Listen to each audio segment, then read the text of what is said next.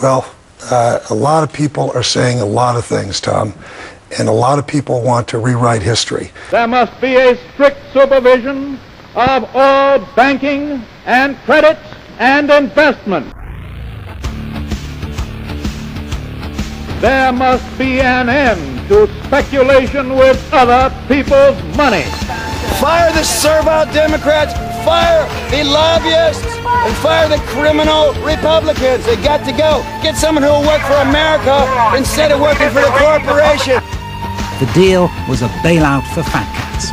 Mom and pop grocery stores don't get this break. When they make bad financial decisions, they go out of business. But the rich and famous Wall Street, New York City fat cats expect Joe Six-Pack to buck it up and pay for all this nonsense.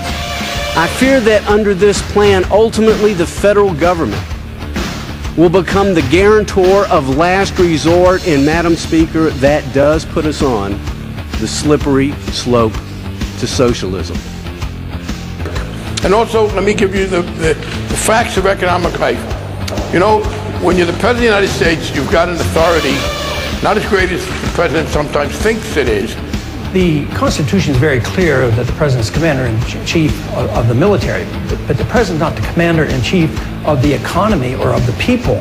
And when we get asked questions like, how are you going to manage the economy? It's a reflection of conventional wisdom, but of a lot of lack of understanding of how the economy works. The President's not supposed to manage and run the economy. The people are supposed to do this.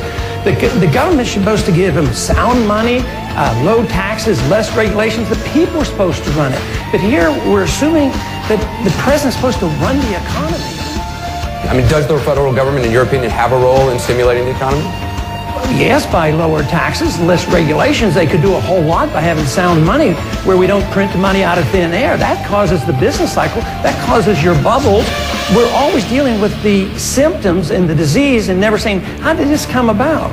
You know, it comes about because we have a Federal Reserve that creates money and credit out of thin air. There's a lot of malinvestment. That's the most important thing to understand about the inflation of the monetary system, is the malinvestment. Then later on, people suffer, you wipe out a middle class, but it's the evil of it all is the vehicle for financing wars that we shouldn't be in and a welfare state that we shouldn't be doing. The market is not functioning properly. There has been a widespread loss of confidence, and major sectors of America's financial system are at risk of shutting down. The government's top economic experts warn that without immediate action by Congress, America could slip into a financial panic and a distressing scenario would unfold. More banks could fail, including some in your community. The stock market would drop even more, which would reduce the value of your retirement account. The value of your home could plummet. Foreclosures would rise dramatically. And if you own a business or a farm, you would find it harder and more expensive to get credit. More businesses would close their doors, and millions of Americans could lose their jobs. Even if you have good credit history, it would be more difficult for you to get the loans you need to buy a car or send your children to college. And ultimately, our country could experience a long and painful recession. Fellow citizens, we must not let this happen.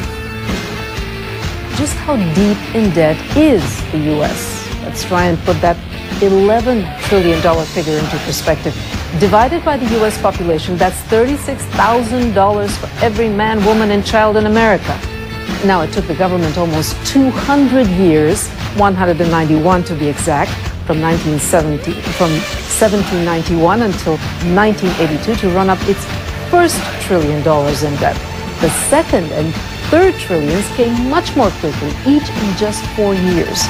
By White House estimates, by the end of September 2012, the debt will have soared to $16.2 trillion. That's nearly 100% of the projected gross domestic product for that year. This camp is in California, where the jobless rate is 10% higher than the national figure. The 10 cities are springing up around the country. You all can be darn glad you gave us the bazooka, because we needed it. What would you say to the majority of this Congress who has now co-sponsored the bill to require audits of the Federal Reserve? Do you feel that the Federal Reserve is operating with too much secrecy and too much refusal to disclose information that you have to other federal banking regulators.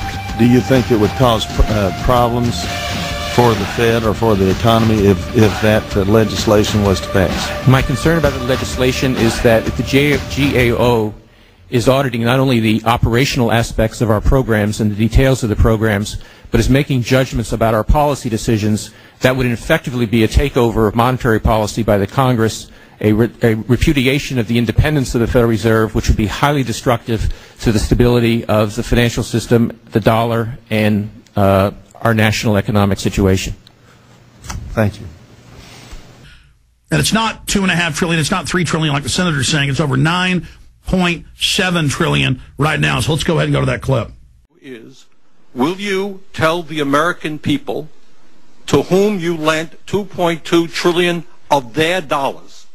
Will you tell us who got that money and what the terms are of those agreements? We explain each of our programs. In terms of the terms, we explain the terms exactly. We explain what the collateral requirements are. We explain what. To whom did you explain that? It's on our website. Yeah. Okay. So all that information is available in our commercial paper program. And who got the money? Hundreds and hundreds of banks. Any bank or that has access to the U.S. Federal Reserve's discount. Can you tell us who they are? No, because the reason that is counterproductive and will destroy the value of the program is that banks will not come to the discount. Isn't that too bad? Sorry? In other words, isn't that too bad? They took the money, but they don't want to be public about the fact that they received it. We heard a whole lot about AIG. They're on the front pages. These are very. Now, I got banks and I have businesses in the state of Vermont who are in a lot of trouble. Not banks. Our banks, by the way, are doing pretty well. Now, how do these guys who are honest business people get it? Do you have to be a large, greedy, reckless financial institution to apply for these monies? There is no subsidy. There is no capital involved. There is no gift involved. It is a collateralized, short-term liquid loan that is both over-collateralized and is recourse to the company itself. We have never lost a penny doing it. And how can other institutions get those loans as well?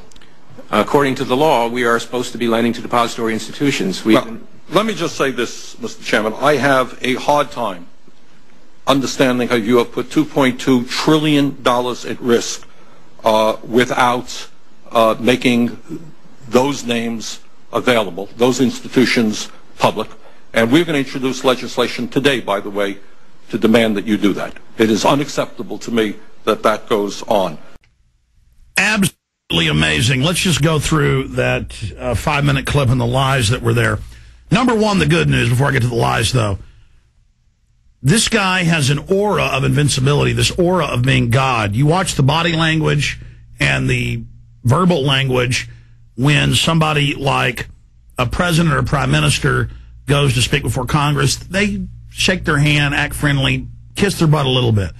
When a private Federal Reserve chairman shows up, before they would quiver, they would shake, they would grovel. Reporters do that because they know this is really who owns and runs the country, these private banks that run these scams and masquerade as federal.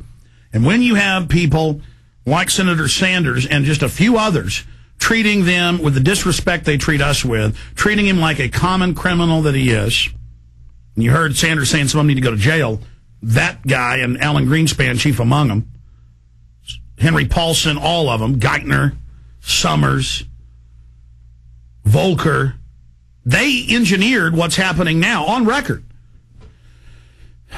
And so Ron Paul and others need to start getting aggressive, not even disrespectful, but they need to be disrespectful. We need to pull them down off their pedestals. We need to show people the common crooks they are. That's how this is going to happen, is people identify who the enemy is. Just identify the enemy. You do that, everything's going to hell in a handbasket. People are going to bring them to justice. You've just got to identify the criminals and the source of the infection. This is the cancer. Bernanke and the rest of them, they're the New World Order. They're the ones using all of this to get new regulations against their competitors while they've fallen under the regulations. That's their new regulations they're talking about. It's a global government over where your money goes, or some middle-class person trying to leave the country.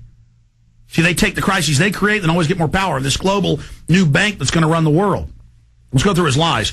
First off, we got to stand up to them and identify them as the scumbag crooks they are. That guy should be arrested immediately, not up there. But he didn't like it. He's not used to that.